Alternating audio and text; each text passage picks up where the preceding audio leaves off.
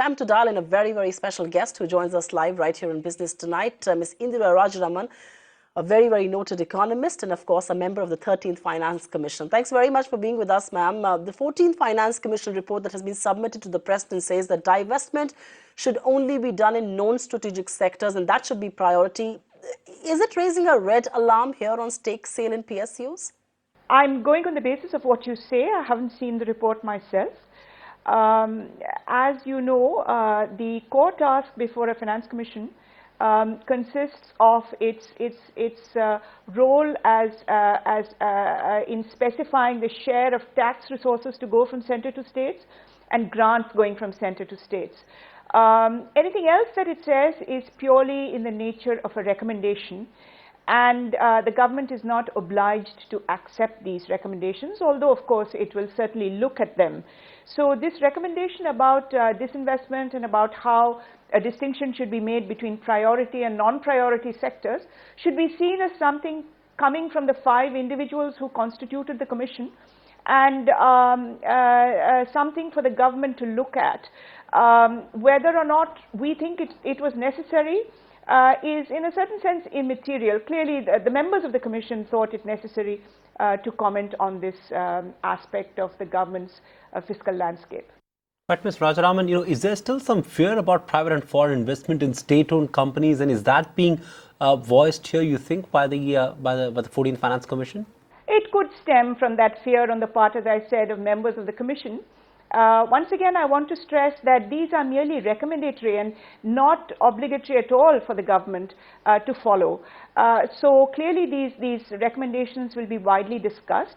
If the fears of the members of the commission are shared by the larger community, the policy community in India, then certainly, what they suggest might well be followed or accepted.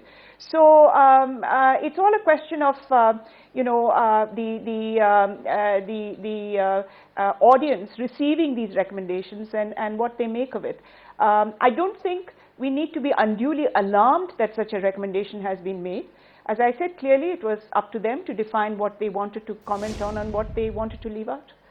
Ms. Rajaraman, also, what is your view on the Finance Commission's recommendation for a new body on the lines of a Finance Council for forming the Union budget? Take away the mandate away from the Finance Ministry and give it to some sort of a Finance Council that should prepare the Union budget. That's a radical suggestion. What is your view?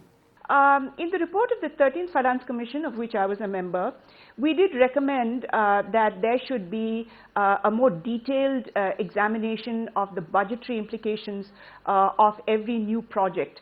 So, for instance, we said that if capital investment, let us say in a school or a health facility, is a part of one budget, then we should look forward to see what are the revenue implications in terms of expenditure on salaries and medicines and so on, consequent upon this capital investment in year one. So we had examined that there should be a body that examines this. However, whenever such a new body is set up, care has to be taken that there is no overlap on the turf of the Ministry of Finance, that there should be a very clear understanding of the relative roles of the two. We already have a lot of turf warfare within the Government of India, and we don't want to add to that.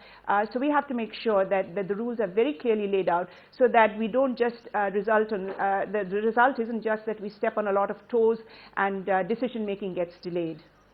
All right, ma'am, before we let you go, the Finance Commission also says that roll out the GST in whatever form it's currently available, because searching for the elusive perfect GST is not going to result into anything.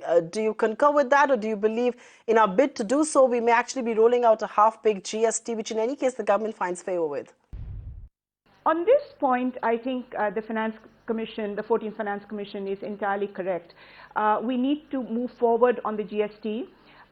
What I have seen of the Constitutional Amendment Bill, it certainly goes in the right direction.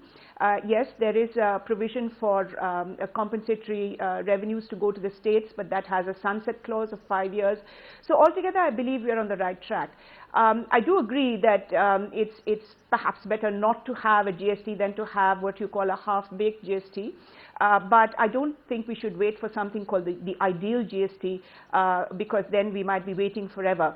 I think we are proceeding on the right track as far as the GST goes, and I'm confident that we can get it going by 1 April 2016. Find us on Facebook at facebook.com/ETNow and don't forget to click the like button. You can also follow us on Twitter at ETNowLive. To stay updated with all our programming, hit the subscribe button on our YouTube channel by logging on to youtube.com/user/ETNow.